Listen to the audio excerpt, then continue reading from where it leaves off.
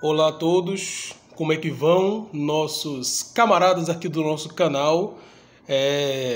Perdão por tanto tempo sem postar nenhum vídeo, mas é assim, né? As questões da militância fazem com que a gente precise focar. Sem falar das outras mil coisas que eu tenho que fazer, né? Mas enfim, militância é a mais importante.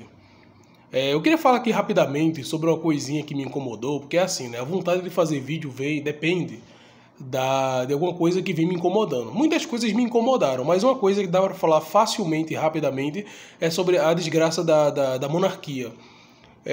Normalmente eu não gosto de falar desse tema porque, primeiro, é muito fácil rebater argumentos monarquistas, mas também porque não é uma coisa que está dominando a política da direita, a política anticomunista, né? Os anticomunistas já têm o neoliberalismo, ou o conservadorismo, ou até o fascismo para lutar contra nós. Não precisam de apelar para a monarquia.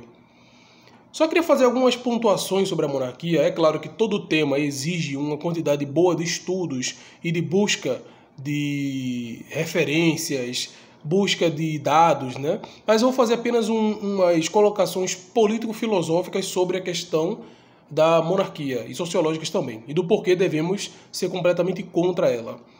Em primeiro lugar, normalmente a gente combate as desigualdades, né?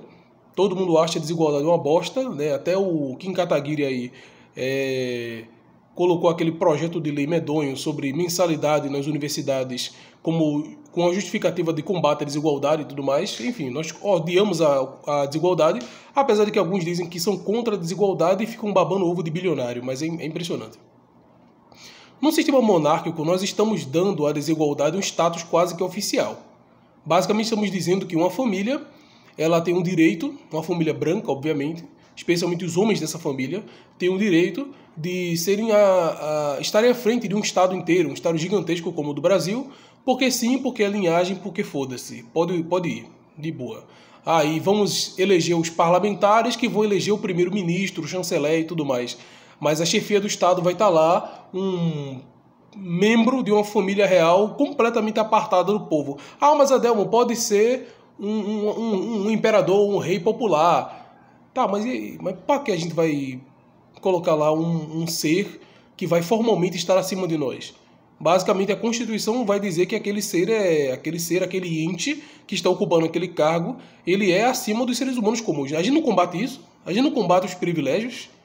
Vamos mesmo colocar alguém, ou uma família, ou uma linhagem inteira como privilegiada acima de todos os outros? Tá, essa é a primeira coisa, né?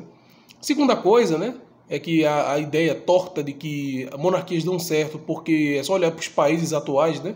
Sei lá, usa o exemplo do Reino Unido, do Japão, da Dinamarca, da Noruega, da Suécia e vários outros. Só que esse é um argumento meio bobo, né? Porque você tem Estados Unidos, Alemanha, que são muito mais ricos do que esses países que eu citei anteriormente, que são monarquias.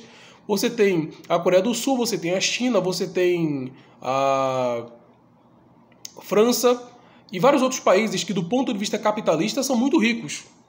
São muito ricos, têm muitos recursos, acumularam muita coisa e não são monarquias. E não são monarquias há séculos, né? E aí, qual é a justificativa disso? O que é que um rei influi na política econômica? Existir um rei ou um monarca não faz diferença na política econômica. Você pode ter um sistema monárquico em que você tem governos trabalhistas por muito tempo, como foi o caso dos países nórdicos, alguns deles. Assim como você pode ter uma república repleta de interesses conservadores que na prática são interesses de determinadas elites aristocráticas, como foi a República do Café com Leite aqui no Brasil. Você colocar um rei ou um presidente não faz diferença, né? E eu sou comunista, eu coloco as coisas partindo do princípio do modo de produção, da estrutura produtiva e tudo mais. Então não faz diferença nenhuma. Claro que, como comunista, eu defendo completamente a erradicação de qualquer monarquia que existe no mundo. Mas é possível, dentro de uma monarquia, lutar pelos interesses dos trabalhadores e, quiçá, num futuro fortuito, a gente conseguir superar a monarquia em si, né? Enfim, argumento besta assim. Também tem o argumento de que o Brasil era grandioso na época do Império, tipo... A gente convivia muito bem com a escravidão, mas foda-se essa parte, né? Tipo, sei lá, dos 67 anos de monarquia, 66 foi de escravidão aberta e escancarada aqui no Brasil, com algumas leis abolicionistas no final. Foda-se. Dá pra suportar isso, a gente suportou de boa. E outra coisa, a gente precisaria de mais dados, né? Era um sistema aristocrático, o imperador tinha vastos poderes, especialmente o poder interventor, mesmo que ele não usasse muito, mas tinha esse poder. Era uma sociedade extremamente antidemocrática, não só pela escravidão, como também pelo direito de voto restrito, mas claro que o monarquista hoje em dia defende todas as conquistas burguesas, com exceção da parte republicana, né? Então para que colocar um monarca? Só para enfeitar a parada? Muitos vão defender, sei lá, conservadorismos, né? O retorno a uma visão católica de Brasil, uma visão católica de valores. Eu quero que essas coisas explodam, se destruam completamente.